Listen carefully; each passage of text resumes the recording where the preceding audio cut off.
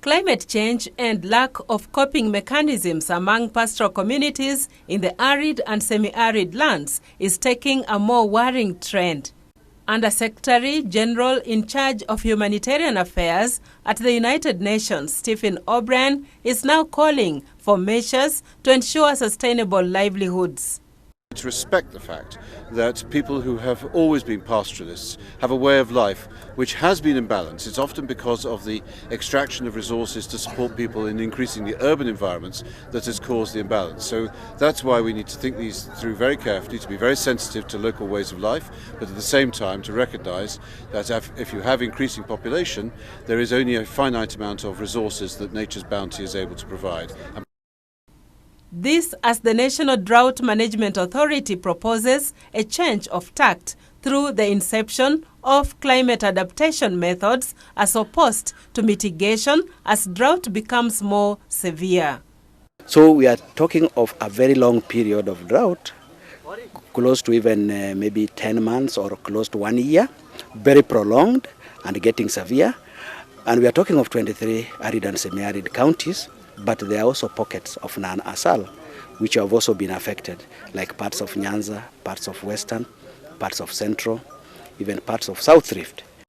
The international community has in the meantime expressed a willingness to continue supporting vulnerable communities in Africa faced by the vagaries of weather. It's very important to dispel any idea that there is any apathy. Far from it. Let's act early. That's why we have a plan. We have the ability to avert a famine if we all pull together and if we get the plan financed to be able to support the plan of the Kenyan government, fitting very much with the areas elsewhere in this continent. Meanwhile, the State Department for Social Protection is scaling up assistance to populations affected by drought in order to reduce suffering among communities. Indeed, a lot of old people who are very vulnerable in this situation, child-headed households, and homes that have got persons with disability have really gotten a big boost from the government's cash transfer programs. That figure has gone to 2.7 million already, and we are expecting to go to 4 million by April. So, you can't turn off the weather, but I have to commend and compliment the government that they have been on the front foot, and that's why you see a lot of the results here today are by the affirmative action both of the government and the county authorities of Kenya. Calling upon all the other stakeholders now to come in and support the government where we are now to manage this, because the government has tried its best, it's given a lot of resources, but there are still gaps.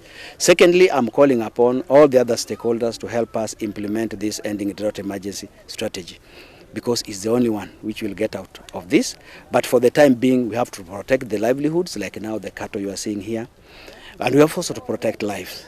The current drought ravaging the country has been described as the most severe, stretching over 6 seasons. The Kenya Meteorological Service has predicted depressed rainfall in most of the ASALs. Judith Akolo, Channel 1 News.